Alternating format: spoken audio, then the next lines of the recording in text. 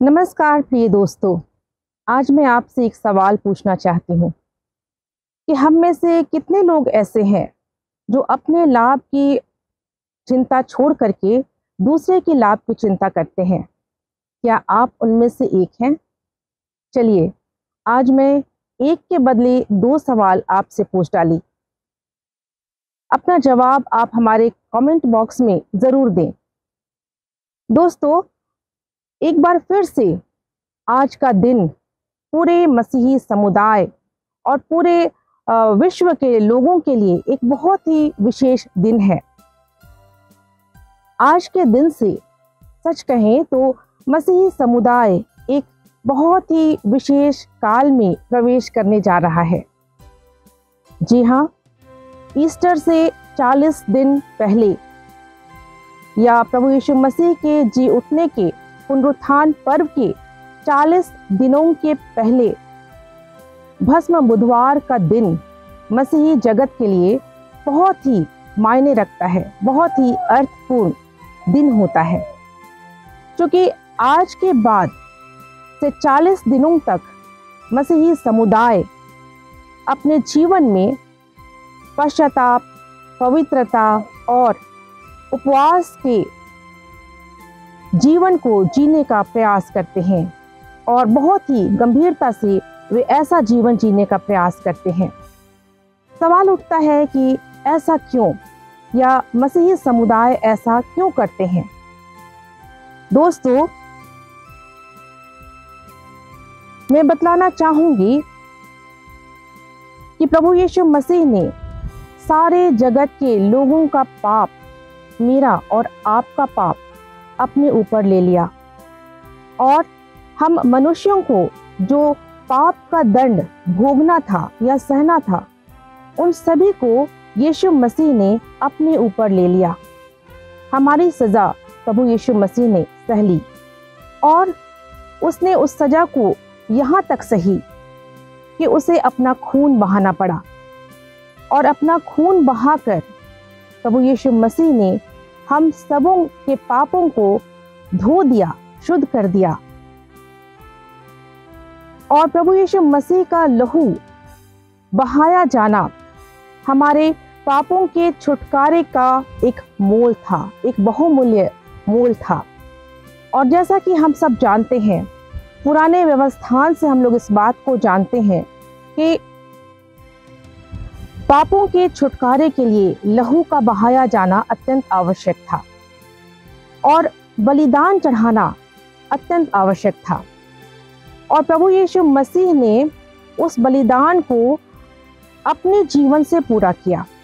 प्रभु यीशु मसीह ने स्वयं अपना लहू बहाकर वे स्वयं बलि हो गए, और पूरे जगत के पापों की क्षमा के लिए जो बलिदान की आवश्यकता थी, उसको उन्होंने अपने जीवन से, अपने बलिदान से पूरा किया।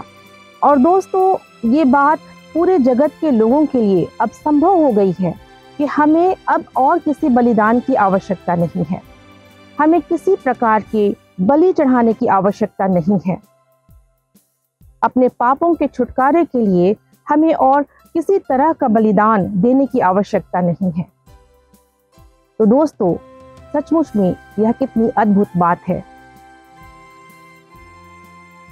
आज अगर हम लोग देखें तो दोस्तों, दूसरों की भलाई के लिए अपने आप को, अपने जीवन को दांव में लगा देना, या अपना सब कुछ, अपना सारा स्वार्थ त्याग देना कोई साधारण बात नहीं है।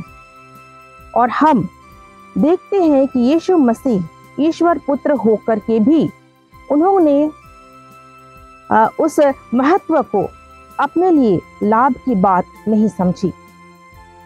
ईश्वर पुत्र होकर के भी उसने अपने सारे लाभ की बातों को हानि समझा, और वो इस संसार में एक सरल मानव जीवन जी करके बीमारों को चंगा करते हुए, मुर्दों को जिलाते हुए, और अंततः मेरे लिए और आपके लिए वो इस संसार में जिए और मर गए और फिर से जी उठ गए।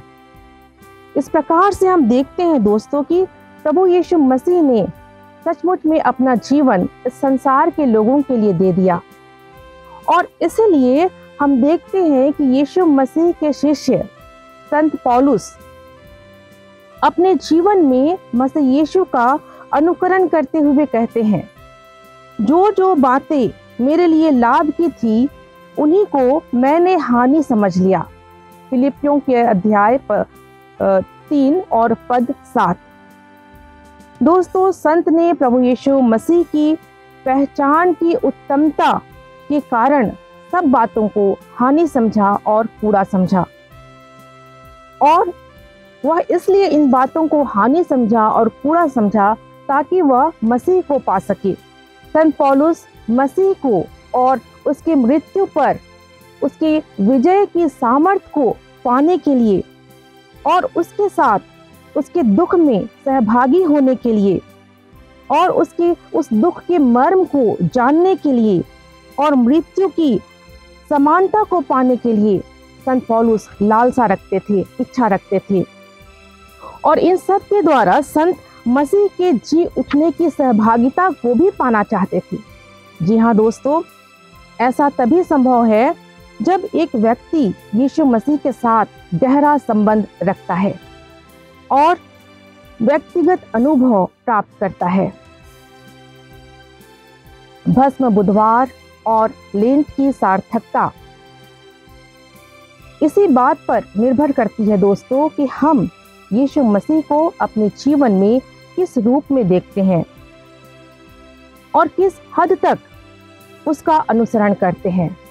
इन बातों पर विचार करें और यह भी विचार करें कि मैं अपने व्यक्तिगत जीवन में अपने व्यक्तिगत लाभ या स्वार्थ को किस प्रकार से उपयोग में ला रहा हूँ। क्या मैं उसे सिर्फ अपने लिए ला रहा हूँ या मैं उसे दूसरे की भलाई के उपयोग में ला रहा हूँ। इस महा उपवास काल में प्रिय दोस्तों, यही हमारे पश्चाताप, पवित्रता और उपवास का आधार हो। कृपया आप सब हमारे चैनल को अपने दोस्तों और अपने प्रियजनों के साथ अवश्य शेयर करें ताकि परमेश्वर के साथ जुड़ने में आप उनकी सहायता कर सकें।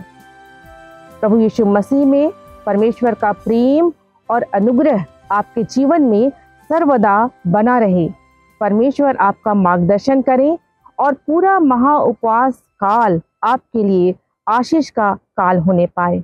आमीन।